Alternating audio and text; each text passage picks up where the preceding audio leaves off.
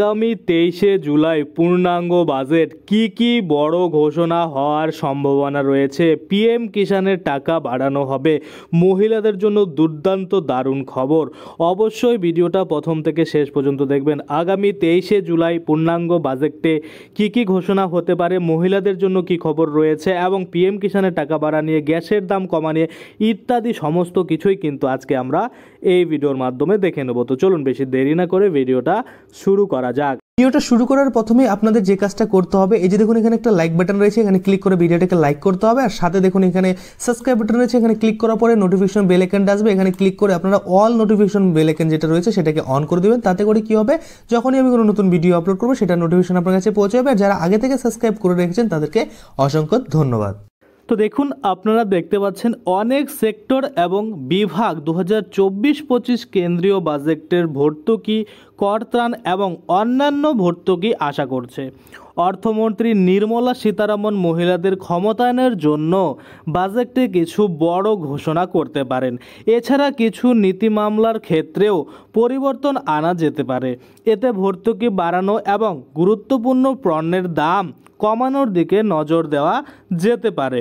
চলতি বছরের ফেব্রুয়ারিতেই অন্তর্বর্তীকালীন বাজেটের সময় অর্থমন্ত্রী প্রকাশ করেছিলেন যে মুদ্রা প্রকল্পের অধীনে মহিলা উদ্যোক্তাদের 30 কোটি টাকার ঋণ দেওয়া হয়েছে।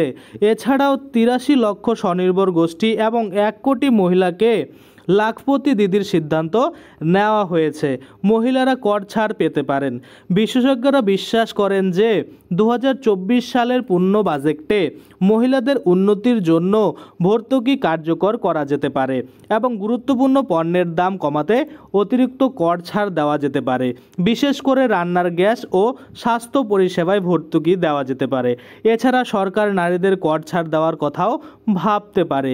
এই কর ছাড় ব্যাপকভাবে পরিবর্তিত হতে পারে। এই ছাড় বিবাহ, কর্মসংস্থানের অবস্থা এবং পিতামাতার দায়িত্বের মতো বিষয়গুলির উপর নির্ভর করে। এ বিষয়ে কর ছাড় দেওয়া যেতে পারে। বিবাহের স্থিতি, বিবাহিত মহিলাদের জন্য ট্যাক্স ত্রাণের মধ্যে যৌথ ফাইলিং বিকল্প বা বিবাহিত দম্পতিদের জন্য ট্যাক্স ক্রেডিটগুলির মতো সুবিধাগুলি অন্তর্ভুক্ত থাকতে পারে। কর্মসংস্থানের অবস্থা, কর্মজীবী মহিলারা কর্ম সম্পর্কিত ব্যয়, অবসর গ্রহণের অবদান বা শিক্ষার ব্যয় সম্পর্কিত কর্তনের জন্য যোগ্য হতে পারে। পিতামাতার দায়িত্ব, দেখুন এখানে বলছে সন্তানসহ মহিলারা ট্যাক্স ক্রেডিট, ছাড় বা সুবিধা যেমন চাইল্ড কেয়ার, ভর্তুকি বা শিক্ষা সঞ্চয় পরিকল্পনার জন্য যোগ্য হতে পারে।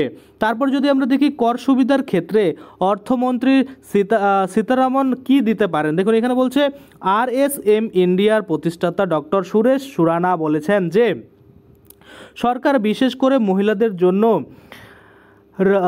রেয়াতযোগ্য ট্যাক্স স্ল্যাব হার পুনরায় চালু করার কথা বিবেচনা করতে পারে। এই উদ্যোগের উদ্দেশ্য হতে পারে কম করের হার অফার করে নারী কর্তাদের অর্থনৈতিক ক্ষমতায়ন করা। তারপরে যদি আমরা দেখি আরও কি রয়েছে, অভিভাবকদের জন্য কর কমানো। সুরানা বলেছিলেন যে মার্কিন যুক্তরাষ্ট্র, কানাডা প্রভৃতি অনেক দেশ পিতামাতার জন্য ট্যাক্স ক্রেডিট বা ছাড় প্রদান করে, যা একক মায়েদের জন্য বিশেষভাবে উপকারী হতে পারে। এই ক্রেডিটগুলি শিশুদের লালন পালনের সঙ্গে যুক্ত খরচ কমাতে সাহায্য করে। চিকিৎসা ব্যয়, তিনি বলেছিলেন যে চিকিৎসা ব্যয়ের জন্য কর্তন বিশেষত মহিলাদের জন্য প্রাসঙ্গিক হতে পারে, যারা উচ্চ স্বাস্থ্যের যত্নের খরচ বহন করে। অতিরিক্তভাবে ধারা 80D এর অধীনে মহিলাদের দ্বারা নেওয়া পলিসির উপর প্রদত্ত মেডিকেল বিমার জন্য বর্ধিত ছাড় দেওয়া হয়েছে।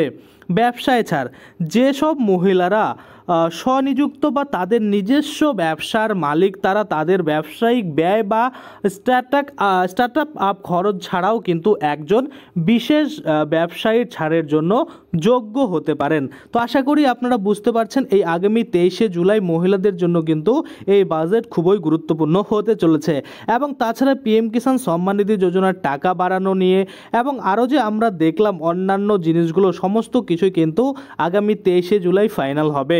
তো আপনারা আশা করি চ্যানেলটাকে সাবস্ক্রাইব করে আগামী 23শে জুলাই লাইভ বাজেট কিন্তু আমি আপনাদের দেখাবো। আপনারা কিন্তু সেটা দেখার জন্য চ্যানেলটাকে সাবস্ক্রাইব করে পাশে বেল আইকনটাকে অবশ্যই এনাবেল করে রাখবেন। তাতে করে কী হবে, যখনই আমি এই ধরনের কোনো ভিডিও বানাবো সেটার যে নোটিফিকেশান সেটা কিন্তু আপনার কাছে পৌঁছে যাবে। তো আজকের জন্য ভিডিওটা এখানে শেষ করছি। ধন্যবাদ।